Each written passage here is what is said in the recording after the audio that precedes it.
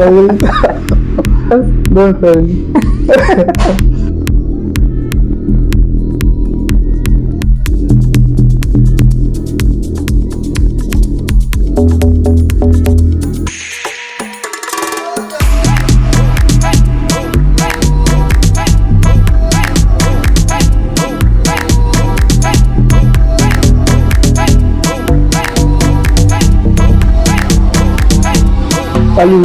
je suis Ali Rodolphe Fossy.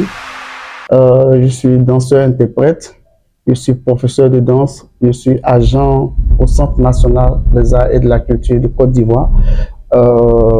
J'ai commencé pas mal de création chorégraphique, donc on pourrait dire que j'ai commencé à entamer une carrière de chorégraphe aussi, parce que j'aide beaucoup les danseurs de Côte d'Ivoire, dans la mesure où ils m'approchent le plus souvent pour leur création. J'ai commencé la danse depuis le bas âge et je suis danseur autodidacte. J'ai commencé avec de petits groupes de danse jusqu'à me professionnaliser avec la compagnie Doumalé. Et après la compagnie Doumalé, je suis rentré à l'INSAC. Et l'INSAC, c'est l'Institut national des arts et de la culture. Sortant de l'INSAC avec un master 2 professionnel en chorégraphie, j'ai embrassé le métier de la danse. J'ai commencé à parcourir un peu les festivals, j'ai commencé à parcourir les ateliers de danse. Et là, pour dire que j'ai fait plusieurs pays jusqu'à ce que je rencontre maintenant un gros projet qui s'intitule le Sac du Printemps, où j'évolue avec 38 danseurs africains. Et ce qui fait qu'aujourd'hui, je suis en tournée. Comment est-ce que vous vous êtes retrouvé dans cette sélection?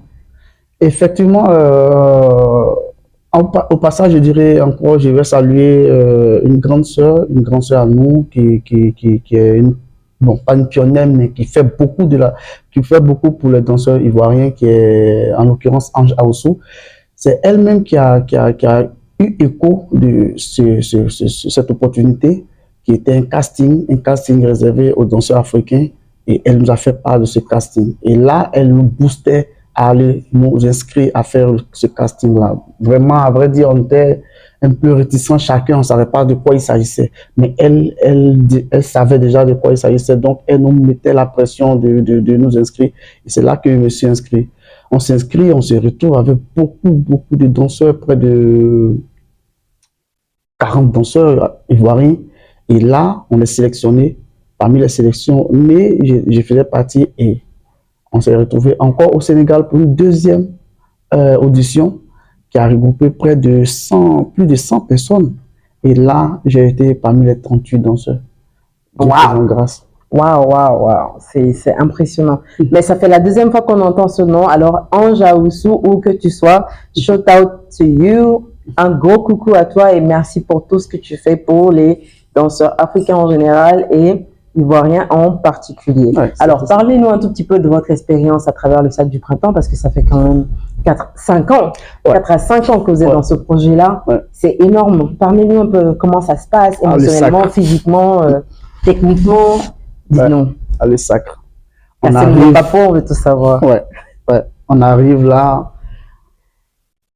on pense qu'on connaît tellement les choses. On arrive, d'abord on est sélectionné. Et là ne commence pas encore le stress et tout le travail. On est sélectionné, on commence tout le temps par, on retourne au pays d'abord et on revient maintenant pour la formation. On pense qu'on a vraiment fait beaucoup nos mises en forme, nos mises en jambe et on arrive là je pourrais dire un peu orgueilleux, tout sachant. Et là, on découvre une autre chose, une autre manière de danser, une autre manière d'approcher le mouvement. Ah là, ça devient compliqué. Ça devient compliqué dans le sens où il y a la technique. Et moi, étant danseur traditionnel de base, et maintenant, j'étais en train de m'approcher de la danse contemporaine. Et voilà qu'il y a une autre danse encore qui vient s'ajouter, qui est une autre technique, mais vraiment différente. Ça a été un peu difficile parce que faut dire que je suis quelqu'un qui vraiment embrasse le travail. Donc, j'ai travaillé beaucoup durement pour arriver à un tel niveau. Et on a commencé le travail, C'était pas facile parce que c'était une technique qui était nouvelle à nous. Voilà. J'ai appris à connaître Pina à l'INSAC. J'ai appris à connaître Pina à l'INSAC, mais de façon vraiment théorique. On dit que Pina, c'est une chorégraphe allemande qui fait la danse-théâtre, mais de façon pratique, il n'avait jamais touché même la danse-théâtre. Mais de façon pratique aussi, je n'avais jamais touché la technique de Pina. Et là, les répétiteurs viennent, on commence à la danse. Il faut dire que ce qui a vraiment arrangé les choses, cette pièce n'était vraiment pas loin de nos mouvements un peu traditionnels africains. Donc, on s'est un peu laissé emporter par cela. Mais après, il y avait des petites phrases techniques européennes qui faisaient partie de la pièce. Et là, c'est là que venait un peu la difficulté. Le challenge. Donc, vous avez quand même retrouvé des points communs entre nos danses, les danses africaines en général, et le vocabulaire de Pina. Oui. Mais vous faites partie d'un des danseurs qui ont effectué le solo au niveau des hommes. Comment ça s'est passé pour vous? Comment vous vous êtes trouvé dans ce rôle-là? En parlant du solo, déjà, par mon physique, j'étais parmi les solistes. Et on a commencé à bosser le solo. Mais à vrai dire, je n'étais pas vraiment pour le solo. Je ne voulais pas faire le solo au début. Donc, bon, parce que c'était fatigant. Mais ce n'est pas le côté fatigant même qui m'a repoussé, mais c'était très technique. C'était tellement technique et que ça m'aidait. Je veux dire que quand je veux faire quelque chose et que ça ne marche pas, j'aime pas être nul dans ce que je fais. Je veux être toujours au sommet de ce que je fais. Voilà, donc, quand j'ai commencé une première fois, une deuxième fois, il y avait des parties où je me sentais vraiment à l'aise, mais il y avait des parties qui étaient vraiment techniques et qu'il fallait, on parlait de respiration, on parlait de tirer le mouvement, on parlait de danser grand. Danser grand. Donc, ça me fatiguait. À quel moment est-ce qu'on respirait? À quel moment on devait relâcher? À quel moment on devait contracter? À quel moment accélérer? Et tout ça en même temps, ça me faisait chier. Donc, c'est là que j'ai dit, bon, je laisse le solo là. Je laisse le solo. Et on me rappelle après, bon, la Covid est venue, on est rentré chacun dans son pays. Et on revient pour une nouvelle tournée, de nouvelles répétitions. Et on me rappelle après, on dit, bon, Rodolphe, tu vas faire partie des solistes, tu vas apprendre le solo. Là, maintenant, on met maintenant... C'est le droit de veto, là. Le droit de veto. On met maintenant la main sur moi, la main prise sur moi. Tu dois le faire et on a décidé que tu le fasses. Voilà. Je dis, là, je n'ai plus de choix. Il n'y a pas de retour en arrière. Il n'y a plus de retour. Il faut le faire et il faut montrer aussi que Rodolphe peut le faire. Et c'est là que je rentre dans le bois sacré. Dans mon bois sacré, j'apprends les choses, j'apprends les mouvements. C'était difficile, mais je tiens encore à clarifier cela. Il faut dire que mes amis m'ont vraiment apporté une aide inestimable. Parce que je me rappelle encore, quand je faisais le solo, c'est eux qui me disaient, non, tu peux le faire, vas-y, tu peux le faire. Tu as les points un peu clés qui montrent que tu peux le faire. Et c'est cet encouragement-là qui me donnait encore plus de force et plus d'abnégation. Oui, mais c'est incroyable parce que, ben, écoutez, on vous a vu un peu faire le solo quand même. Et vous avez quand même finalement réussi à trouver vos repères et vous avez réussi à l'incorporer et à faire votre solo à vous, ramener votre personnalité dans ce solo-là. C'est ce qui était très difficile au début, donc on comprend bien qu'il y avait beaucoup de challenges entre le moment où vous doutiez de vous-même, vous aviez peur de ne pas y arriver techniquement. Mais bon, en bon danseur de break, vous avez la rapidité, l'écoute de la musique et l'avantage, c'est que vous dansez dans la terre. Donc voilà, ça reste une belle expérience, j'imagine. Ça reste une belle expérience. Quels sont vos points? Parce que là, vous avez parlé beaucoup de vos difficultés. Quels sont alors les points positifs pour vous à travers ce Oui, ça, ce sont les difficultés, mais il faut dire que ce projet, surtout cette technique m'a apporté beaucoup dans la mesure où aujourd'hui, je dirais pas que je suis plus le même danseur qu'avant, mais j'ai appris j'ai appris à vraiment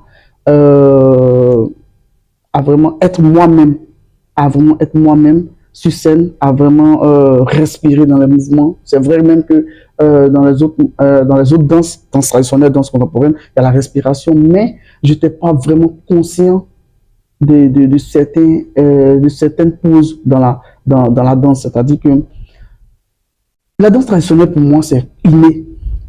La danse contemporaine, je venais encore à apprendre la danse contemporaine, mais aujourd'hui, il faut dire que je sais à quel moment respirer, à quel moment donner un relâchement, à quel moment contracter un mouvement pour donner encore plus je dirais, pour embellir encore le mouvement. Je dirais, pour donner plus de fluidité dans le mouvement. Voilà. Et c'est ce genre d'éléments qui m'ont vraiment apporté beaucoup de choses dans le sac. Oui, donc d'une certaine façon, en fait, tout ça vous permet aujourd'hui d'influencer un peu votre propre danse à vous, votre propre vocabulaire dansé, même en dehors du sac. Oui. C'est très beau, c'est très beau. J'ai même ouï dire que vous étiez un des solistes préférés des filles de la compagnie. Oui. Il faut le dire parce que les filles m'ont beaucoup encouragé dans ce challenge-là parce que il y avait un soliste qui était, il y avait déjà deux solistes quand je venais, voilà, qui étaient en tête quand je venais. Mais aujourd'hui, vous êtes le préféré des danseuses de la compagnie. Incroyable, mais ça c'est incroyable, Rodolphe Ali. Bravo à vous. Merci. Mais apparemment le projet tire à sa fin. Comment est-ce que vous vous sentez par rapport à ça? Comme on le dit, on dit les bonnes choses ont toujours une fin. Wow. Ça fait mal, mais il faut que ça finisse. Les gens l'ont dansé, nous on la danse, et les gens sont passés à autre chose. Il faudrait que nous aussi on passe à autre chose. Il faut le dire, on rentre dans l'histoire, ça c'est clair. Nous sommes rentrés dans l'histoire parce que cette version africaine, on a essayé aussi de montrer comment nous on pouvait interpréter cette pièce européenne à l'africaine. Et on a apporté un plus, bon, on dirait pas un plus, mais on a fait ce qu'on pouvait faire pour cette pièce-là. Et chacun, ça laisse à chacun d'interpréter comme il veut et comme il peut, mais nous, on retient une chose, nous sommes rentrés dans l'histoire des pièces, des classiques européennes. Incroyable, incroyable. C'est vraiment très beau. Merci d'avoir partagé l'expérience avec nous. Est-ce que vous avez un mot de fin? Si c'était à refaire, est-ce que vous le referiez? Si c'était à refaire, je le referais. Je le referais parce que c'est l'un des plus grands projets auxquels j'ai participé. Et dis merci infiniment à la grande sœur toujours Anja Ossou. Dis merci à l'école des sables de maman Germaine Aponi et papa Helmut. Dis merci à la fondation Pina Bausch. Dis merci à Stade West, cette grosse production qui nous accompagne partout, malgré qu'on a fait chier un peu. Mais bon, souvent il faut parler, souvent il faut dire, souvent il faut montrer nos mécontentements. Dis merci à tous les danseurs africains, vraiment qui ne cessent de donner une bonne énergie au groupe, qui ne cessent de se soutenir pour que la danse en Afrique essaie d'éclore et essaie de dépasser toutes les frontières. Merci infiniment à Camelita qui nous donne cette plateforme d'expression pour dire nos ressentis. Je vous en prie.